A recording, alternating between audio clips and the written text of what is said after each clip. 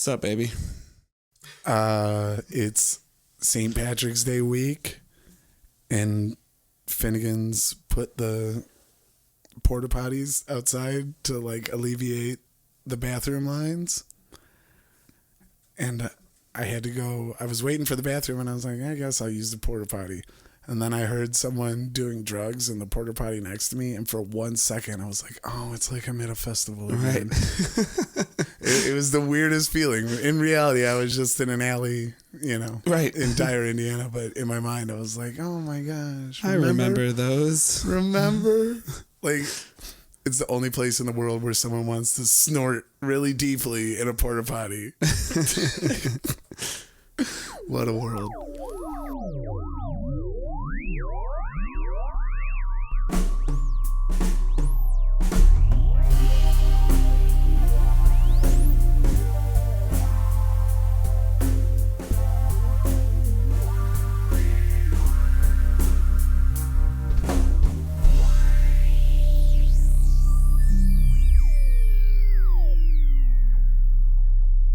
Welcome to Some People Like Us. My name is Ian Gill. This is my co-host. I'm here. What's your name? Tell him your name. Oh, hi. I'm Brandon. You know what? The dad in me really wanted to say, "Nice to meet you here." Oh, I'm glad you didn't. I'm trying to take my dad hat off because we're here to talk about clownery and buffoonery. Mm-hmm. And Lord knows I'd never get up to any of that as a dad. What the fuck? All right. Well, that being said, the memory of festivals, those are just rife with opportunities and stories of the exact kind that we look for on this podcast. Absolutely.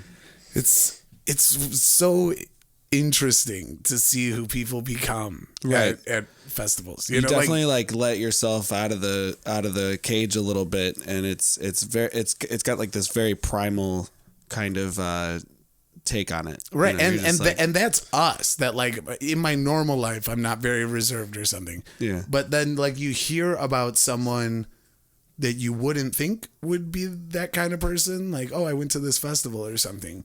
And when you're at those festivals, it's not like you see someone being very reserved and weird and like, oh, so you get like that? Like it blows your mind to know that, because it's its own ecosystem, and like everybody is just in agreement that whatever you see me do this weekend, keep out my damn pockets, mind your own. Don't bring this up at work on Monday. Right.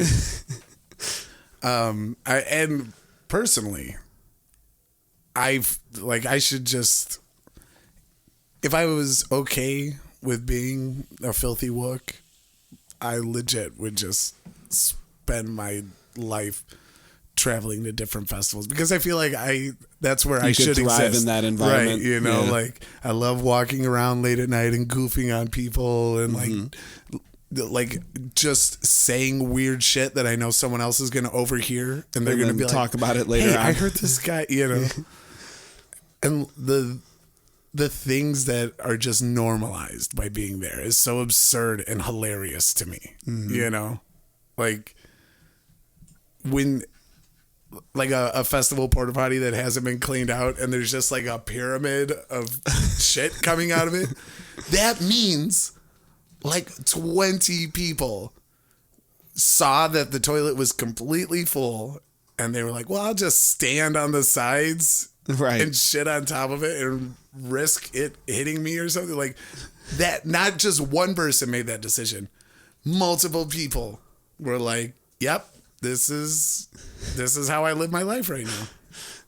So far, last week we got into we got pooping, and now we're back to pooping. God. Right? Yeah, we're gonna have a contest of how quickly we can get into. Just jump right on. The next episode. It'll be like, welcome to Some People Like Us. Poop. We all do it. Let's talk about it. But that being said, even the person who poops on the pyramid is like better than some people at festivals. Mm-hmm. I went to so growing up, my mom and aunt are huge fish fans, as Brandon knows. And when I was a kid, like that was my summer breaks. That was family vacations. We're going somewhere cool, but it's like, to see fish. Right. It's the ultimate goal is to see fish play. I got to go to Disney World, but it was because we were going to see fish in Florida on New Year's, so they were like, all right, we'll do this too. I'm like 10 years old and I'm like, all right, I'm just like at this weird, crazy festival where the band plays from midnight till sunrise nonstop. Mm-hmm. And there's a fat naked guy walking around and a dude passed out in his own vomit with a palm leaf on his back. But then in a couple of days, the magical world of Disney's mine for the taking, It goes from, your mom and aunt's magical kingdom to your magic kingdom. Totally. Yeah.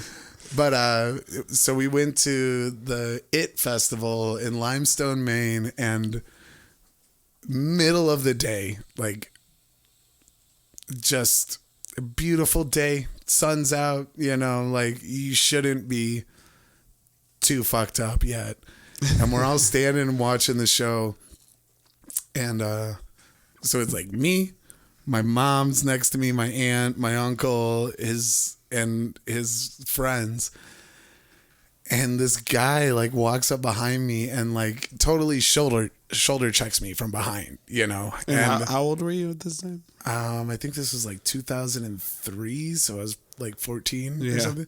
But he like shoulder checks me from behind, and I had a bottle of water that I had bought at the festival. So, it's like a $10 bottle of water or something. So, and it was just in the gravel next to me on the ground. So I looked down to make sure he didn't like kick it over or something like that.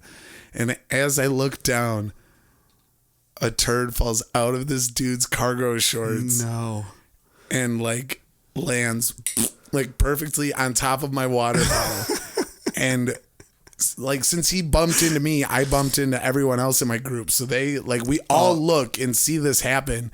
And like, we see the turd on the bottle. And as we're looking up to be like, what the fuck? He's already falling down and he lands face first in the gravel and like hits people in front of us. And they like look back and they're like, oh, are you all right? And they start like picking this guy up to take him to the medical tent. And they didn't just see this guy poop, on your water bottle. Right. You guys don't even know what kind of danger you're getting yourself into touching this man's body. And so then they like haul him off, and I was already like, I want no part of that. But then I look at this water bottle and I'm like, well, that's not mine anymore. Like I'm not going to pick that up and throw it away. Like, he marked his territory. That's his poop bottle. So we just moved in the crowd. Like, I didn't know what else to do. It really was like, I didn't want someone else to run into that or have to deal with it. But at the same time, I'm certainly not going to. Yeah. Act of God. Mm-hmm. That is just, that's there now. Not a water bottle you're going to be sipping from later on. No. Just how rude. How rude. What a guy. I just don't understand how the poop it would was travel. So perfect how it just landed right on top, like a gymnast just balancing perfectly. And it's one of those situations and stories that people are like, no way. Ask my mom. Just ask my mom about the It water bottle story, and she'll be like, oh, you mean when that guy pooped on it? Like, it's a family legend for sure.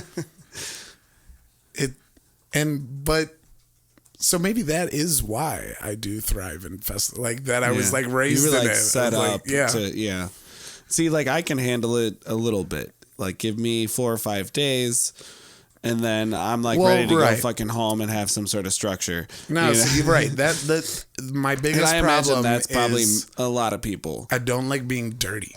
That's the only issue for me. I'll stay up all night. I'll deal with people being loud outside my tent, like all that sort of shit. I'm like, this is fine. Yeah. But then, like, feeling all grimy and shit. I'm like, ow, really? Yeah. You guys gonna make me go back to civilization? I'll go. I'll catch the sunrise. Thursday, Friday morning, Saturday morning. But then come Sunday, it's just like, okay. I'm going to do this again, but I don't really want to. Yeah. You begrudgingly rage on. Like, well, we're here. Oh, with that, like, first shower and sleep in a bed after a festival. Oh my God. It's worth it. You know, it's like going for a steam or something where you just like, this is kicking my ass. I need to get out of here. But you stay. And then at the end, you feel so much better, or like fasting or something. And then you eat afterward, like going to a festival and then coming home and washing and laying in a bed for the first time. It's like, I'm so glad I pushed myself to the limit and was miserable for so long. Oh, I miss it. Me too.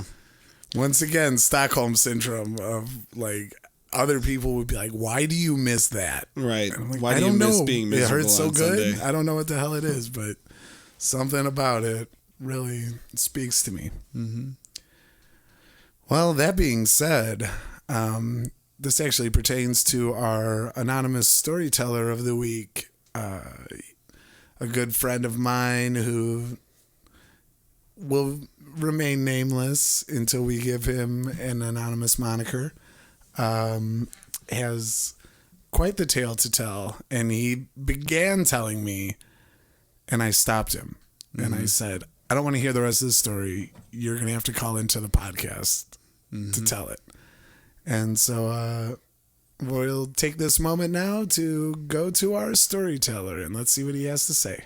All right. Well, our anonymous storyteller for the evening is Mr. Enrique Mcgillicuddy. Enrique, thank you for being with us today. Hey, how's it going? It's going well.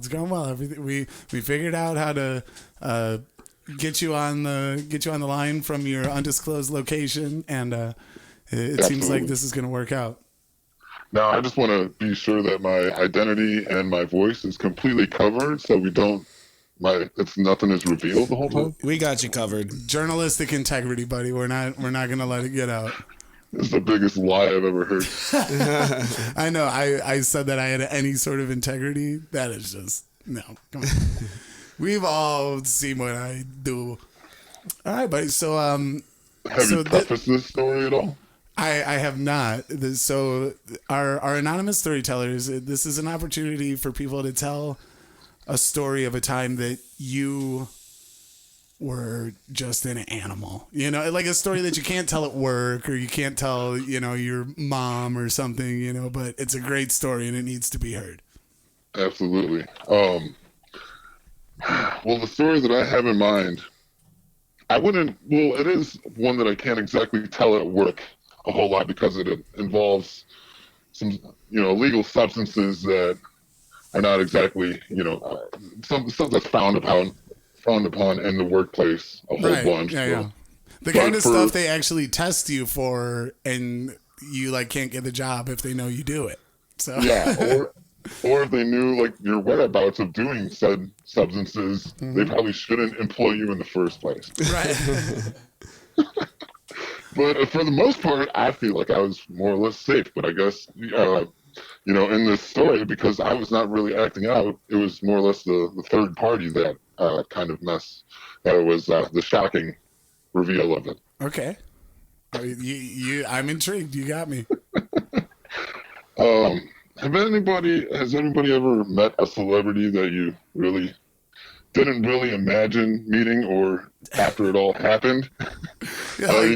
I guess this is cool. I don't know how I feel about this. This would be great to tell anonymously on a podcast one day. After it happens, you kind of regret meeting said celebrity because it might have just ruined your life forever as well. Well, I need to tell you guys about the time that I met a celebrity by the name of Ron Jeremy. Oh. And the set venue of Ron Jeremy, a famous porn star, I guess. Yeah. Cockchoker extraordinaire. Yeah. I've never really seen too much of his work that wasn't reality TV, but all I know is he's a giant douchebag from those. Yeah. And but the location of said meeting was also not my most proud. Well, I don't give a fuck. It was at the gathering of the Juggalos. Okay, of course. Yeah. If I was gonna guess a location where you would accidentally meet Ron Jeremy, Gathering of the Juggalos is high on the list. I want to give a quick breakdown of the gathering of the Juggalos, Okay. so I can paint a picture for everybody that has My- always had dreams and aspirations of going, Yeah. yet also maybe haven't had the chance to. We've all been to music festivals. Yeah.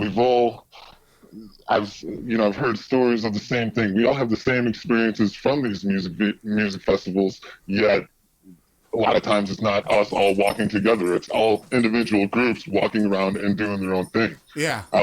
So let's just say the biggest one I think I've been to, Bonnaroo, and that's across an entire, I don't know, town in Tennessee. Yeah. Yeah. Okay, let's shrink that down to about, let's shrink that down to about I don't know, a 5 mile wide radius, 3 mile wide radius or so, with probably, as opposed to like 80,000 people at it, to 10,000. Yeah. Okay, so you're just minimizing that number. But And it's bringing the number down, but it's 10,000 people with Juggalo energy, you know? So it's like, exactly. it's almost like there's more people there. There's going to be like, more chaos. It's, instead of listening to a band's whole discography, you're just listening to the greatest hits album, because you just walk around and you see everything that you need to see. It's you don't walk like 5 minutes and see nothing crazy happening. It's literally every time that you turn the corner, it's like, what's that? Right. It's just a perpetual gasp everywhere you look. Just Did you by chance meet Ron Jeremy on the bridge? Are you referring to Drug Bridge? Yes. Yeah. It was actually I acquired such substances from the bridge or around it. And if I was going to guess where you would get those substances, Drug Bridge is probably the best place to start.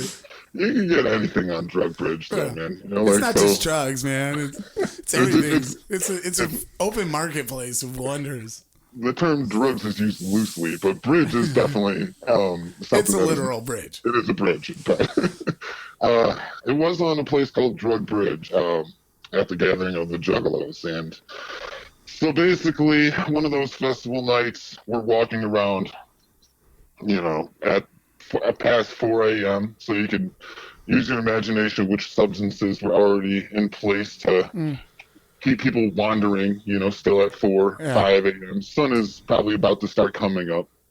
When your day is done, but you want to ride on. I got you. So us being, great individuals are walking around and maybe just go check out Drug Bridge. Hold up. Keep talking for a second. Something's fucked up. We're going to have to edit this a little bit. Son of a bitch. It was like you touched your microphone. I know. Did I break it? Microphone, are you touching it? No, it was Brandon touched us. something. Keep talking. Okay, I'm talking. Okay, All right. okay, we got Cool. you. Cool. You're good. Back at it. So we're walking around and it's about 5:30 a.m. or so, and we hear that all too familiar sound late night, early mornings at festivals that goes like, Yeah. Mm-hmm. where it sounds like there's a tank being filled up in the distance. So we're like, I don't know, we have all this other stuff going on right now, so we might as well just go over and polish off the night with a fresh balloon of some nitrous. Yeah. And why not? It's not like When in Rome, at the gathering of the Juggalos, when walking the Drug Bridge, Yeah. do as the Juggalos do. So we all happily get balloons, and we're not going to walk around and just start, hit these things down. We're going to go find a nice place to Be sit responsible down. about it. Yeah, exactly. We're not. So anyways, so we find this like quaint, it is in the middle of the nowhere picnic table, yet we walk up, about probably 4 or 5 of us or so, all with our balloons ready to start rolling. And, we start partaking, and we are pacing them out. And having a good old time, obviously, telling jokes, listening to the sounds of wonderful nitrous taking over. And then I am sitting there facing like, away from back to drug rage, but looking off into the distance. And I look up and I say to my friends, oh shit, that guy over there in the distance, way far back, kind of resembles a fat piece of shit with long hair and a mustache. That might be that might be Ron Jeremy. I know that he's built for this event. I don't know if it's him or not, but he sure.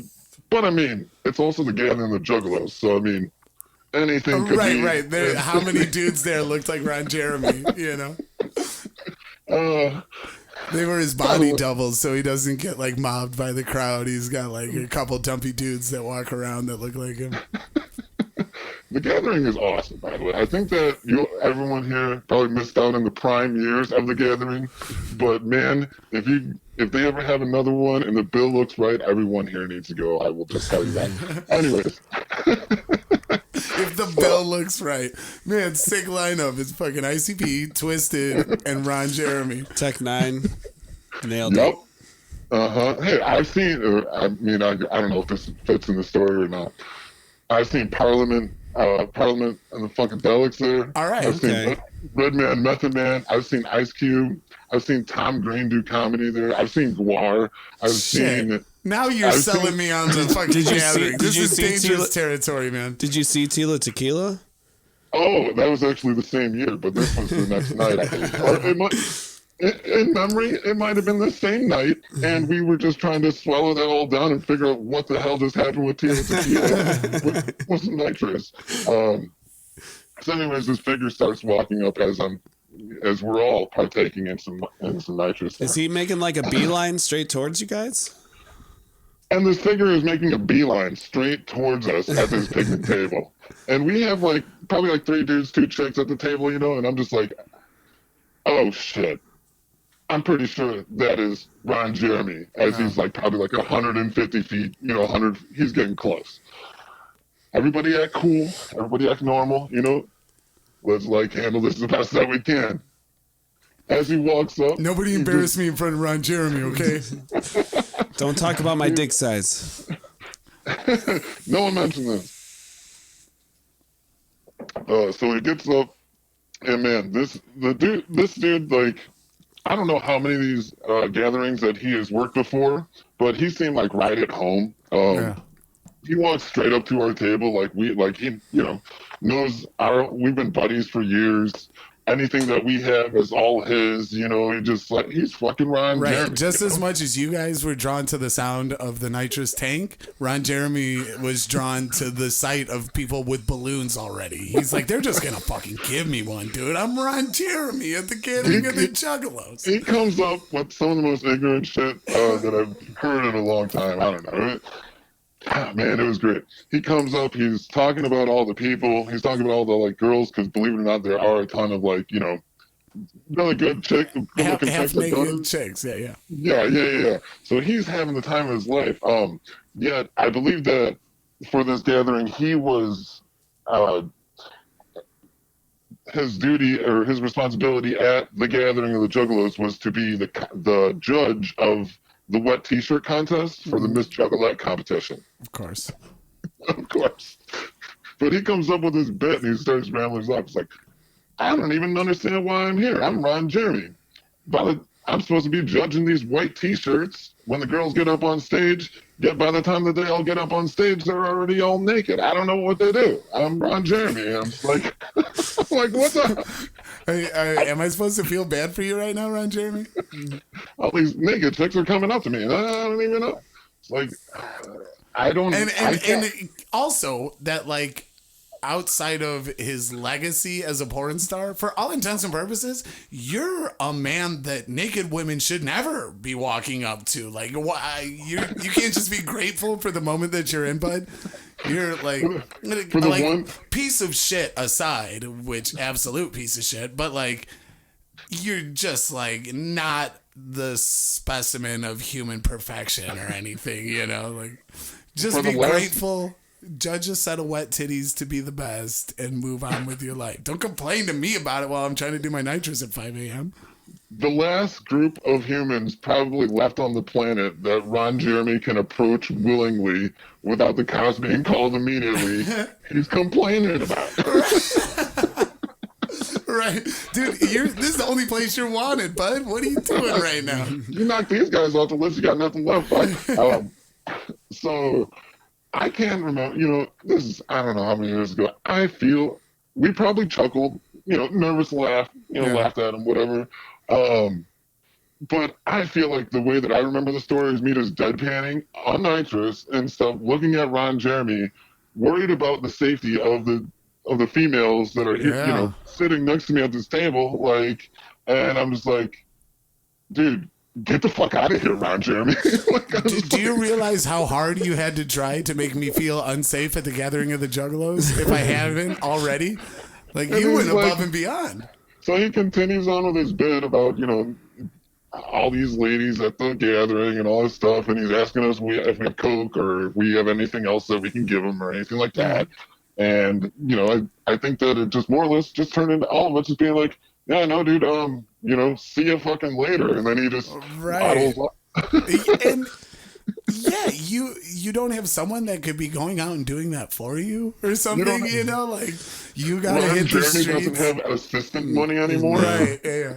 I can't imagine he does, honestly. No, I mean, well, but even the fact that he's quote unquote the celebrity guest there, you couldn't just find someone that liked you enough to be like, hey, can you find some drugs? Go get them. You're just walking around. Instead, he's being told off by a couple of hippies doing nitrous at the gathering. I also and then he walks away all offended. He's like, you guys gonna talk to me like that? Your dads used to jerk off to my work all the time.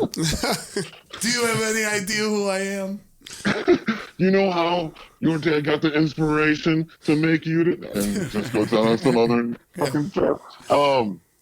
I can't say that Ron Jeremy was the build celebrity of the gathering. I mean, this one had Tila Tequila, right? Kim, Tom Green. It sounds like he was there. Just was there. Star power. Yeah, he was auxiliary. He was the the sideshow, I think. He actually bought a ticket and just started walking around doing quote unquote appearances. So they forgot to put my name on the bill. It's the weirdest thing. It must be a typo. All in all, yeah, I was approached by Ron Jeremy at the gathering of the Juggalos while having some fun with my friends, and it ended off with us telling Ron Jeremy to kick rocks into the sunset and be on his merry little way. Oh my God. That's awesome. All right, brother. Well, thank you for sharing that story with us, Mr. Mcgillicuddy, and I'll talk to you shortly, okay? It feels so nice to let that one out. Get it off your chest, I've been holding that on for so long. Well, we do a service here, and some people like us, so thank you so much for joining us. Absolutely. Whoop, whoop. Juggalo justice. Yeah. All right. Honestly, it's interesting that he brings up Bonnaroo and the gathering and Ron Jeremy, because I've also met Ron Jeremy. And of course you have. It kind of, he feels like one of those celebrities. If you're gonna meet a celebrity, that's one of the most likely. You know? He'll be at maybe a store opening or a county fair, and it's funny. Ron Jeremy. As he was asking about, have you ever met a celebrity? Da, da, da, da, and I'm like, no. And I forgot for some reason because he doesn't register as a celebrity. Right. He's barely a celebrity. But at the time I was dating a girl who was a juggalette. A juggalette. Yes. And we were at Bonnaroo. And we went to go see Greg Allman, and all of a sudden she gets all excited. She goes, "Oh my God!" I'm like what? We're just in the crowd waiting for Greg Allman to start. Oh. She goes, "Look, it's Ron Jeremy." So of course the juggalette in the crowd is gonna spot him immediately in a fucking crowd. She's like, "We should go say hi." I'm like, "What the fuck am I gonna say to Ron Jeremy?" Right. And do I want to even? Yeah. He's just going to ask us for Coke. Yeah, little did I know. Right. Our conversation wasn't that great. Wow. She was more excited than I was. I was like, oh, cool. So, you used to fuck. Huh? Yeah. Anyways, enjoy the rest of your Greg Allman set, Ron Jeremy. Yeah. What a weird setting to see him too. Like the Gathering of the Juggalos. That makes A little more sense. understandable, yeah. Wow. What a small world we live in. What's Ron funny Jeremy's too, everywhere. Ron Jeremy paid to go to the gathering, but Bonnaroo, they were like, you're good, They Ron. foot the bill. Yeah. Oh, wow. What a life we live, huh? All right. Well, we're going to go to our next segment, which is our Starving Artist of the Week. Yeah.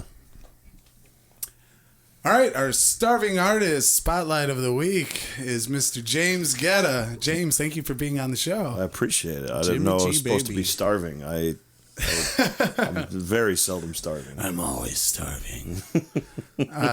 James is a local musician from the scene here. He always comes out to my open mic at Finnegan's Pub in Dyer, and he's also a very good friend. Ah, shucks. So So that check cleared then, huh? I'll be sending you another invoice. Yeah. So James, you know what we're here talking about, and Yeah. I'm sure you've especially. I mean, I guess not especially. Every kind of music has their ruffians, but Yeah. country and western, I feel like you might get some booze swilling, you know, Yeah. crazy entitled folk. That I've wanna- met some prize pigs. Yeah. Yeah. That's it. It does come with the territory. You've So- been doing this thing at Lily's lately, though, too, right? Yeah, Which seems to be fun. It's, that place is cool. I'm there every weekend for the time being right now, because discovered the place last year and the owner fell in love with me. Then COVID happened, but now it's things are opening back up in Chicago, and it's a music venue. So at some point she'll probably start bringing bands in again on the weekends. But yeah, I love playing there. Crazy atmosphere of the place, which it's like a 140-year-old building, like one of the oldest buildings in the city left, and it's an antique store / bar, and it's definitely haunted. Yeah, I mean, well, you already had an old building, probably haunted, Yeah. and then you made it an antique store, started bringing in likely Haunted. haunted objects. Yeah, it's bad. So I've told you this before, but this is I've been a skeptical person before this, but I'd be playing there and they'd run ghost tours through the place and whatever, and it's like, okay, yeah, that lady's really nice, she's making her money, good for her. And Lily, the owner, is always telling me about the spirits there and stuff, and I was like, okay, whatever. So one night in like late summer, when the city had briefly opened back up, I was playing there again, and it was just me and Lily working the bar, me playing the music, made some good money that night, and it comes time to close, and I'm helping her close up. And she says, all right, go check the upstairs, because there's an upstairs where there's a lot more antiques and like weird corners and stuff like that. It's like in no way it resembles a modern building. Like there's a lot of weird spaces in there. So I go upstairs to make sure nobody passed out, because a lot of time it's a bunch of couches, drunks will pass out up there, whatever. So I go up there completely empty. I'm starting to walk back downstairs, and at the top of the landing, there's a door that's just always open. Flat against the wall, door stopper down, heavy door. Like you can't just yank on a little bit, get it loose. And then I'm walking past the door and I yell down, Lily, there's nobody up here. And I take 2 steps past the door and it slides a third of the way shut behind me. Like I can hear the stopper dragging on the ground, and that's enough to get my fat ass jumping down the stairs. Right. It's amazing how quickly you can go from I don't believe in ghosts at all To there something is a that ghost simple. right here. Right. Yeah. And My life is The Conjuring. Yeah. I jumped down the stairs practically. I'm all, visibly disturbed. And Lily's like, Jay, what's the matter? Is somebody up there? Somebody up there? I go, no, there's a ghost. And I explained to her what happened. And she looks at me just completely deadpan. And this is why I love this woman. She says, James, I told you there were spirits here. Like you shouldn't have, been Yeah, surprised. then to cap it off, she gives me this line, which is one of my favorite sentences I've ever heard a person say. She says, James, nobody has ever been murdered by a ghost. Everyone who's ever been murdered has been murdered by a living person. And then she pulled out a knife. Yeah.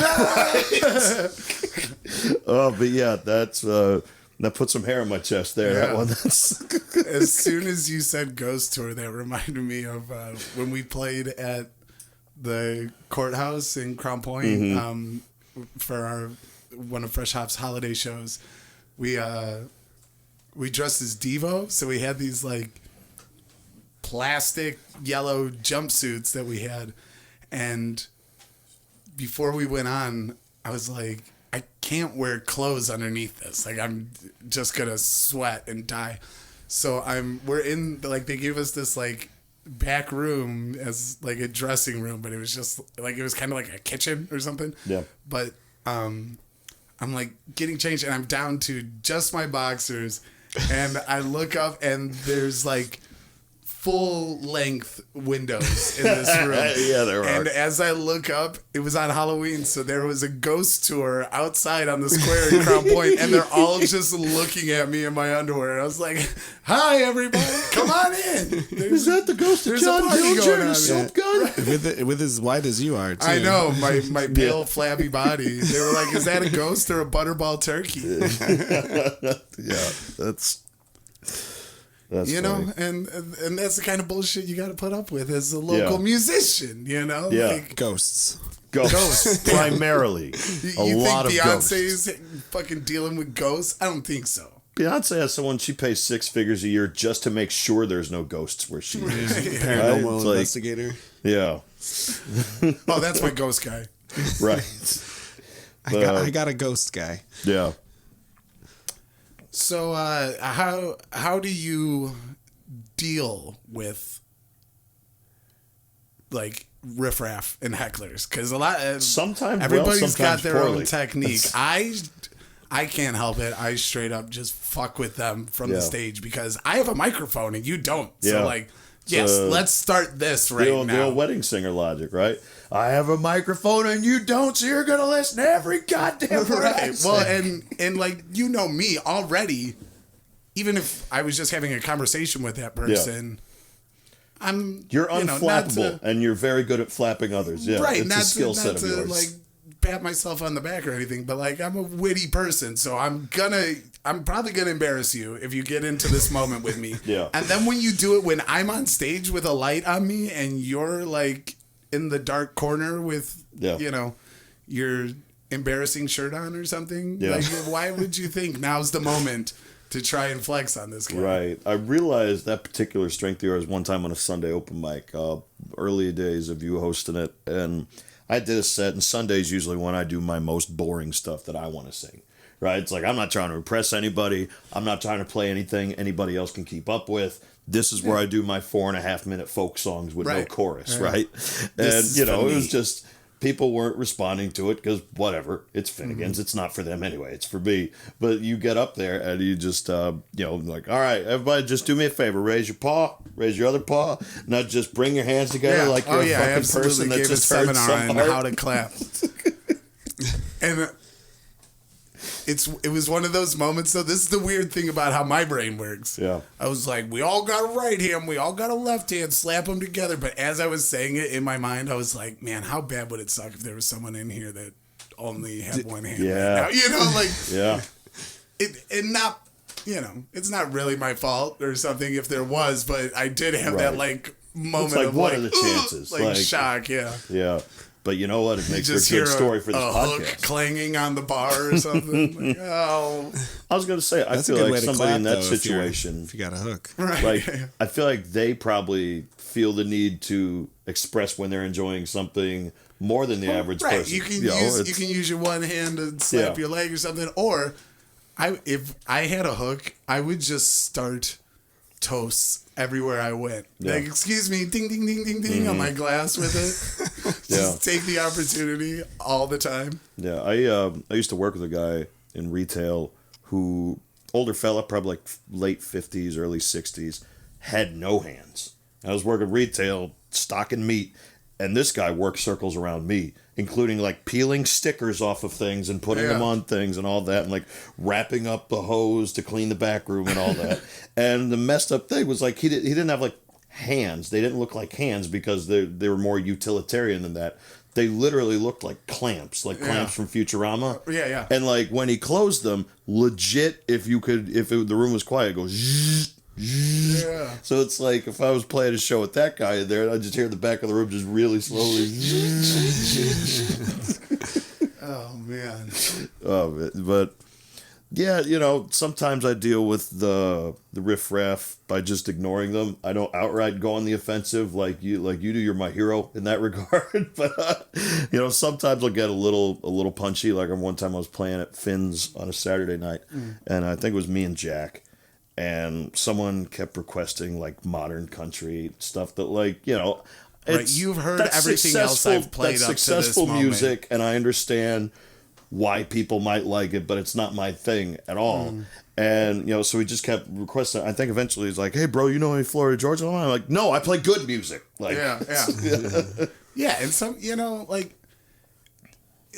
regardless of what kind of music you like or not, you can use critical thinking. You've heard everything I've played up to this moment. Yeah. What makes you think I play that? Right. Like, I get that stuff all the time. Just this past Saturday, a girl asked me if I knew any Alice in Chains. I feel like a lot of people that don't spend a lot of time listening to music, or they only like a radio listener, they don't even realize that there are genres. Like, well, I mean, they like, kind of, it's music, like country, rock, pop, and that's it. That's all they know. Yeah. So they don't really understand that there's like a dividing line between like, this is commercial music and then this is like artistry, or this is like, trying to have some sort of substance to it, and like deeper than a cover band versus a band that might play some covers but also original stuff, and things like that. Yeah.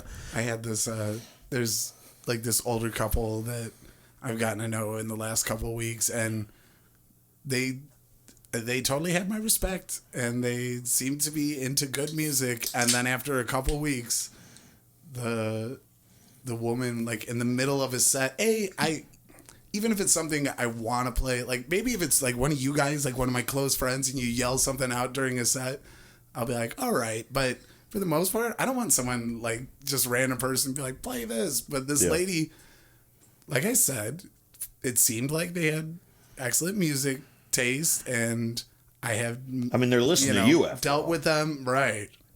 I dealt with them for weeks.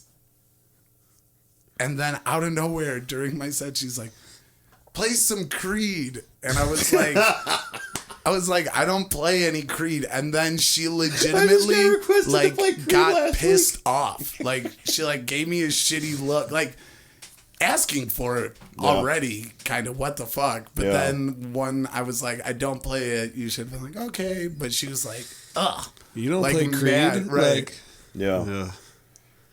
And also, the yelling out a request, you better tip me and ask for a request while you're tipping me. It's a transactional thing. Like, yeah. And at a certain point, I feel like we as musicians need to be more firm on that. Like, especially if it's some out of left field request. Like, a 5 in the tip jar will help me remember anything. Right. Or help me remember that I can look up the lyrics or help to you at anything. least give it a shot. Yeah. Right? Yeah, the Creed thing made me laugh because just last week, playing in the city, this person in the front was just asking all these different bands, like, do you know any of this? Do you know any of this? Which I hate.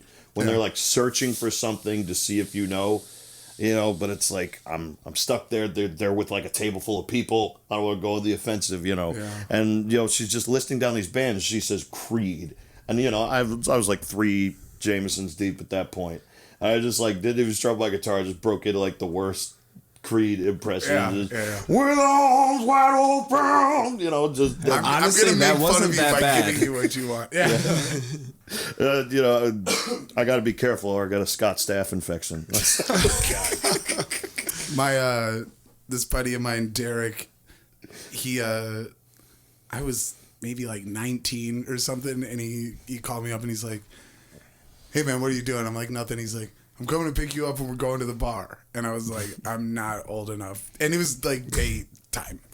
And I said, I'm not old enough to go to the bar. You know that? And he goes, oh, it'll be fine. Like, they know me there. He's like, no one's going to question you. He takes me to this wine bar.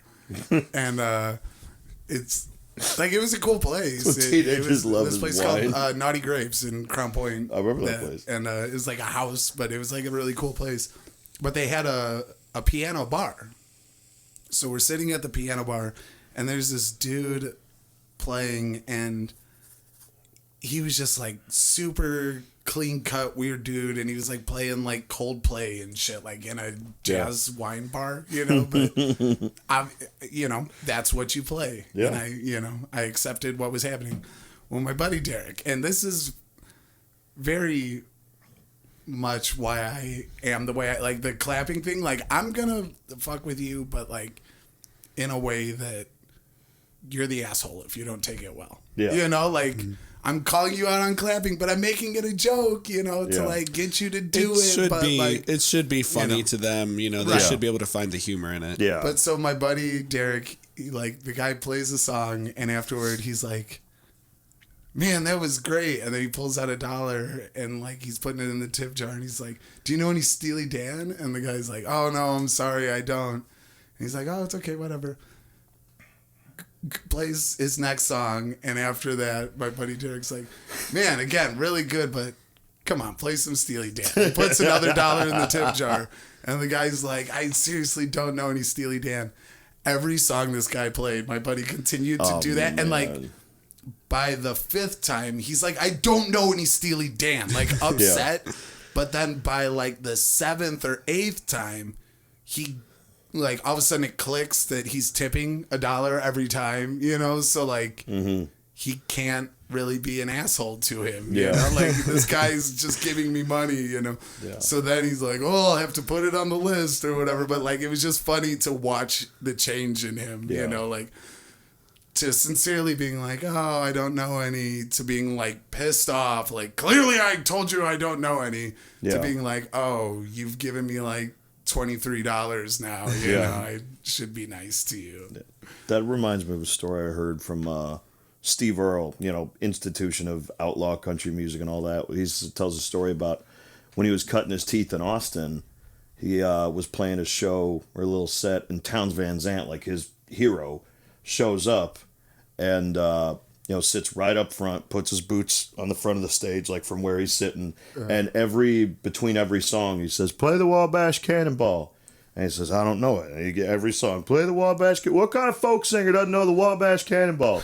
And for always polite during the songs, which I feel like is a note for like a performer, like polite, quiet during the songs. But after every song, he's asking for the Wabash Cannonball. And right when Steve Earle's ready to like lash out at his hero, he he instead goes into one of his songs, which is about the wordiest song Townes Van Zandt ever put out, a tune called Mr. Mud and Mr. Gold, which is like 2.5 minutes and probably 500 words in it. It's just a really quick song. And especially the day before like chord websites and stuff, where you had to like write all the words look up the down. lyrics, right? And he said after he played it, Townes put 100 in his tip jar. See, that's the mind of the entertainer. You're like, okay, I can't produce what you want me to produce, but what can I do to shut you up now? We used to do a cover of Billie Jean, and Stefan would play the vocal melody on the violin. Because none of us can sing like Michael Jackson, obviously. But then like it became the thing, like we were almost like known for that. Like if you looked us up on YouTube, the first 6 videos were of us playing someone else's song. So it got to the point where we were like, yeah, we're not gonna play that fucking song anymore. So we were playing at the House Pub in St. Charles, and someone was like, play Billie Jean, and we were like, yeah. And they're like, I'll give you $50. And we were like, gotcha. Yeah, here it come. So we play it. Well, then later, a second guy shows up. And he's like, play Billie Jean. And we're like, we already played it. And he's like, I'll give you $100. And I was like, all right. But then like on the microphone to the audience, I was like, look, everybody, this guy's offering $100 for us to play Billie Jean again. And this was a place where like the people that were there for us. Like they know our songs, it's not like we're playing to a bar room where everybody's back is turned to us. Like they're standing and they're watching, looking and at you, and like sold out rooms. So like they want to hear our songs. They don't want to hear the same song twice. That means they're robbed of another song. So I like got on the microphone. I was like, look, everybody, this guy wants us to play Billie Jean again.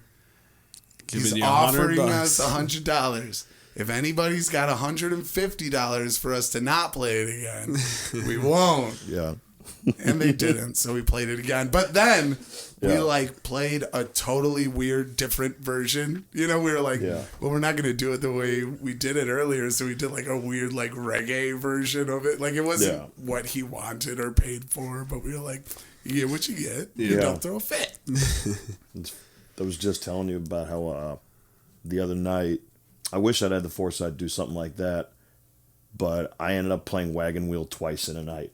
And it's like, I'm a little ashamed. I like that song. I feel like I play it well, but it is overplayed. It's over requested. Yeah. But when I'm in a bar and people are talking and it's a little rowdy and it's like there's a table full of drunk young white girls up front that I know I can milk some kind of tips out of if I play Tennessee Whiskey and Wagon Wheel. You know, I did milk some tips out of. I want to make sure I announced it that clearly. You know, everybody in the room's head cocked. Wait a minute, milk some tits? No, you know, when you're playing for tips. Yeah. Enunciating the P now from now on. You know, it's like fishing, right? You got to have the right bait for the right tables, you know. And if they're sitting right up front, you can't ignore them. And so I play Wagon Wheel once early in the night, and it's fine, whatever. You know, they tip me for it and all that. They dig it. Night goes on. It's like hour 3 into what ended up being like a 4.5 hour night of playing, and they're blitzed, and one of their other friends just came in. And as soon as they're talking, and I can overhear, one of the girls says, "Oh, he plays Wagon Wheel so good. Oh, you should hear him play Wagon Wheel." Or it's something of that effect. Like, what does he know how to sing? Oh, he plays Wagon Wheel really good. Well, thanks. I've been up here for 3 hours, probably done 30 songs by now. It's good that I could do Wagon Wheel really good. But so I ended up playing it again. Like, I had the thought of like, what if I just played like really fast? Like bluegrass tempo or Wagon Wheel, you know. Going down south to the land of the pines, my way in North Carolina, you know. And like I didn't, but I should Wagon have. Wheel is like, it's a good song, whatever, but when people request songs like that, they want I'm like, Darius Rucker. Hey, you know who plays Wagon Wheel really well?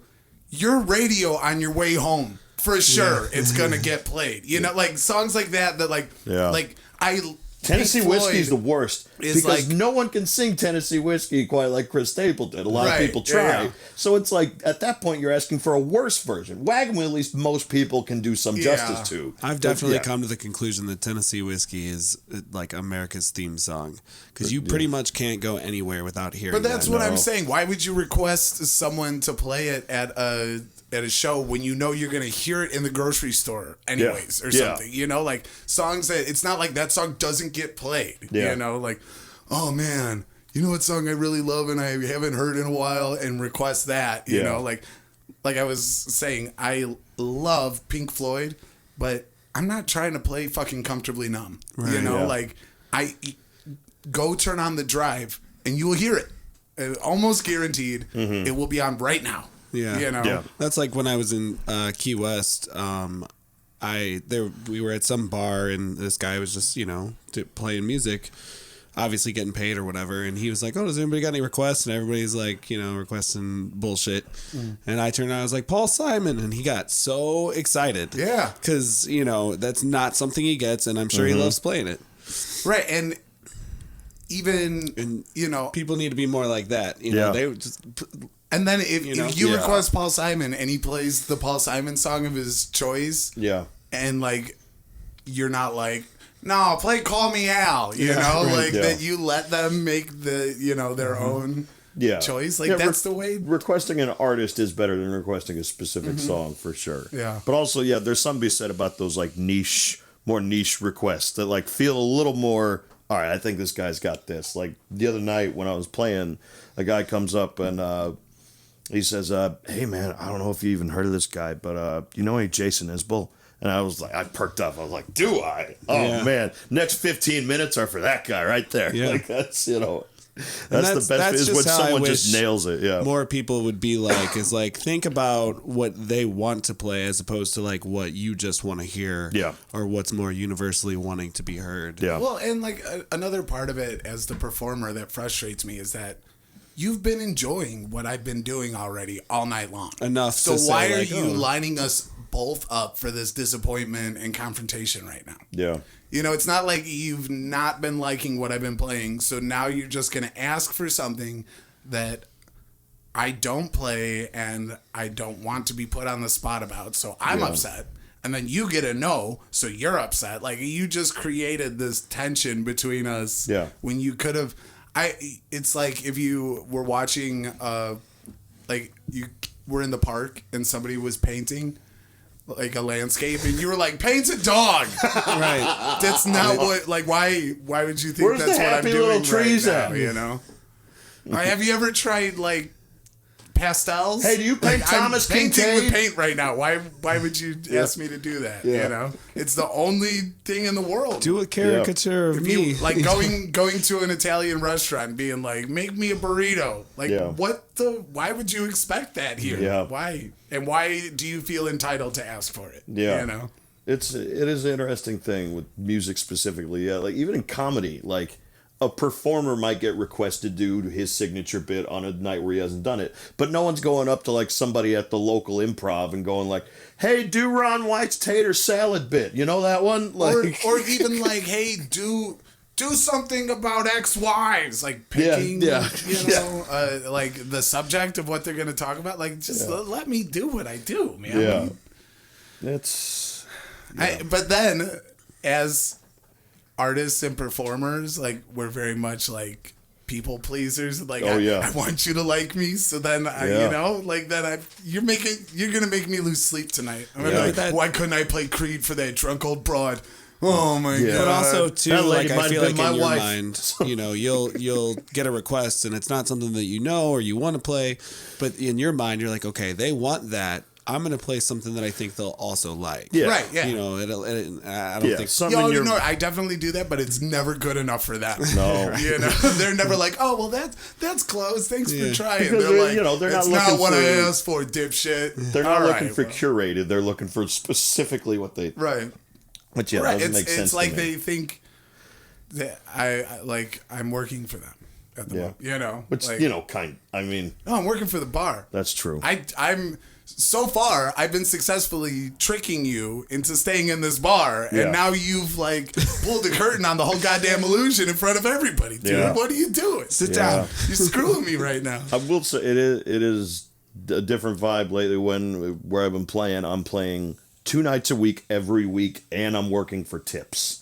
You know, where it's like at that point I am kind of working directly for the people that walk when you're working in, for tips, and definitely. they know I'll be back next week, so I find myself saying terrible things like, "Tell you what, you put 10 in the tip jar. I'll learn that for you next week." And then that leads to me having to do things like learn fat bottom girls and whatever. I do not make promises like that because I know myself and I will not keep it. That's the problem. They'll pay me the money and then the next week will come and I'll be like, "Oh, you know what? I actually didn't do anything." Yeah, you know what makes music better is homework, right? Yeah. You're one of those people that, you know, you want the satisfaction now. And you're like, give me 10 now and I'll learn it for you next week. Yeah. Well, Like, I don't want 3 cookies tomorrow. Right, Yeah. the I instant want one gratification now. of the money Yeah. outweighs the laziness of later. Yeah. But I'm the opposite. I know myself well enough that I'm like, don't give me that money because I'm not gonna. I don't like. A lot of the time, songs that I want to learn for me, I don't learn until I it just happens. Yeah. And then I figure it out. Yeah. Well, speaking of songs we learn for ourselves, I think we're gonna have you play some of your original tunes. How many CDs do you got? I got 2 out currently. Thick as Thieves, which I believe the last physical copies in circulation are for sale in Tom Lounge's record bin in downtown Hobart. Nice. Then there's Bad Things Happen, came out last year. I still got copies for sale on me if you're into the whole physical media thing. Otherwise, you can get both of them on Spotify, Apple Music, all the usual suspects. You know, listen to it 10,000 times. I got like 37 cents. That's pretty neat. Fuck yeah. Yeah. Here's an idea. This is a call to arms. Everybody go out and make Spotify some money and make James a nickel in like 2 decades. Just put James's music on and keep your volume down and just play it while you sleep. Yeah. Get James some money. You know? That'd be great. Yeah. I could certainly use Get it him that his way. I'm having 37 to cents. not think about the really drunk girl that promises she'll pay me $100 if I play WAP next week. So, Dude, you might get $100 and a little something extra. oh, I I mean, yeah, that's the thought had also crossed my mind. Is if I go through all this trouble and I embarrass myself like this, dude, I honestly, I hope I know this comes you to would. fruition because I want to hear your beautiful baritone voice. Hey, wet ass pussy. That is. man. Yeah, can we actually get a little taste of that? No, real you quick? can't. If you want to hear James say wet ass pussy, you got to call his phone sex hotline. Yeah, that's on my OnlyFans. Yeah. You should just do like ASMR, but it's just you reading the I don't know if lyrics. my voice is of Wet quiet Ass enough to Pussy. do ASMR, right? It's like when I think I'm whispering, I'm super loud. Oh, hey, look who you're talking to, bud. Yeah. All right, well, yeah, we're gonna get you set up, and we'll have you play a couple songs for Yeah, us. that works.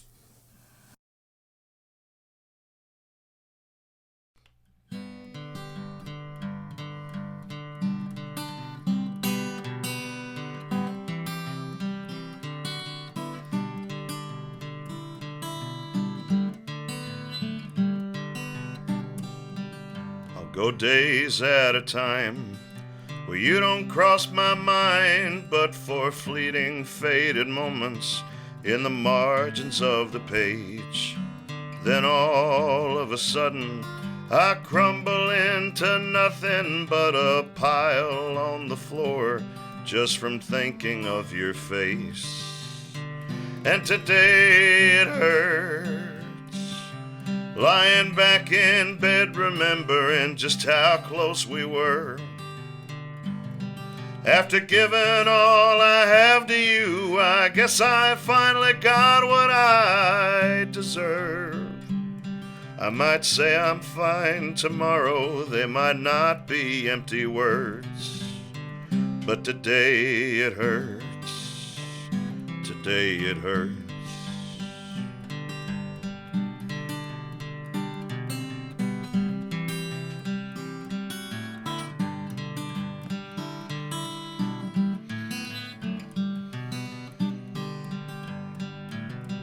Even after it was over, you'd still pull me closer on nights that got too long to help you fill your empty bed.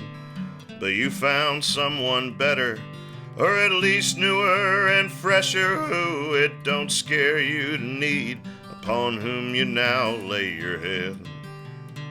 And today it hurts, lying back in bed remembering just how close we were. And after giving all I have to you, I guess I finally got what I deserve. I might say I'm fine tomorrow, and they might not be empty words, but today it hurts, today it hurts.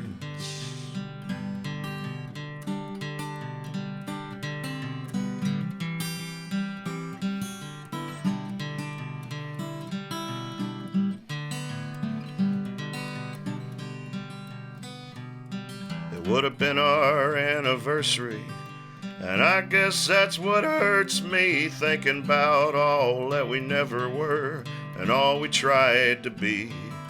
I hope you find your forever. Take it from this never was. You deserve to be happy like you never were with me. And today it hurts, lying back in bed remembering just how close we were. After giving all I have to you, I guess I finally got what I deserve. I might say I'm fine tomorrow, and they might not be empty words, but today it hurts, today it hurts, today it hurts, today it hurts.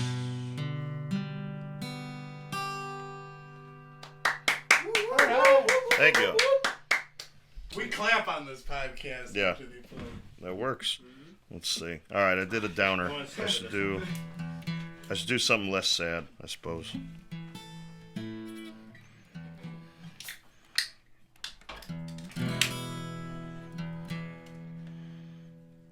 I'll do Mr. Right now. Just good to go right into it? Yep. All right.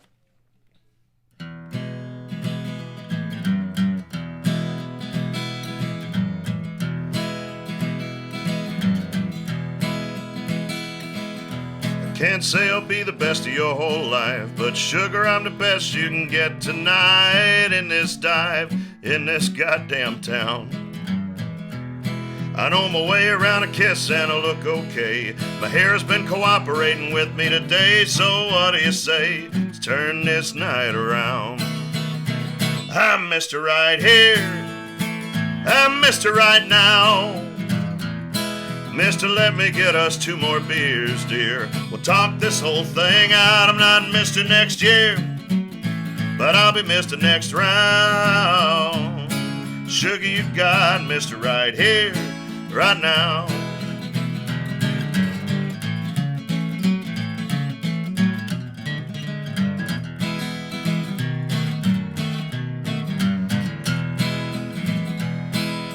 You wear your old heartaches all down your arm. Might take mine and bake them into songs, but they're still there, and I'm still hurting too. So let's drain these bottles, get a few more to match. I'm not the best horse, but I'm the one you can catch. So take hold of me, and I'll take care of you. I'm Mr. Right Here, I'm Mr. Right Now.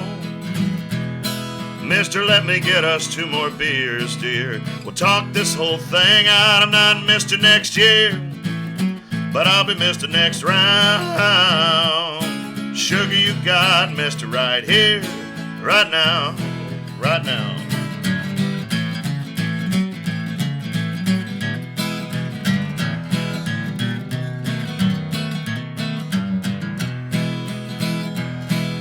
That amber's rolling through our minds, and your hand's getting closer to holding mine, and you ain't checked your phone since 10 p.m. You're keeping your story a mystery, but I know there's gotta be a why and a he, so don't worry, girl, you'll forget all about him. I'm Mr. Right Here, I'm Mr. Right Now. Mister, let me get us 2 more beers, dear. We'll talk this whole thing out. I'm not Mr. Next Year, but I'll be Mr. Next Round. Sugar, you got Mr. Right Here, right now. Yeah, you got Mr. Right Here, right now, right now. Yeah, it's my tune, Mr. Right Now. James, excellent job. Is it Mr. Right Here? It's Mr. Right Now. Mr. Right Now. Yeah, and the other one is I Today love that song. Yeah, I love playing that one with you. I was sitting there wondering if I'd hear you silently doing the harmonies over there. That is definitely one of those songs that, like, when you hear your friend play a song that they wrote, and you're like, you asshole. The feeling's mutual. Ooh, I should have wrote that. Yeah, that's why I play the Wolf so often. The first time I heard that, I was like, oh, and then come you on. do it with, he plays my song with like this finger picking thing, and like, it just pisses me off. I'm like, oh, do a better version, why don't you? Thanks, but so are both of those songs available on your CDs? No, neither are. I probably should have done songs that are available, but I get that's how I get bored of my own ones. That's how you get people interested, and that's how you trick people into buying your other CDs, so you have the money to record a new CD with the songs they want. Yeah. No, that's those songs are definitely going to be on something early planning stages of my next project. But yeah, those are probably both going to be on there. Well, excellent. We'd definitely love to have you back on the podcast when you have that available, so we can plug that for you. For sure, man. Thanks for having me. This is a lot of fun, boys. Absolutely. Well, I think that will conclude our second episode of Some People Like Us.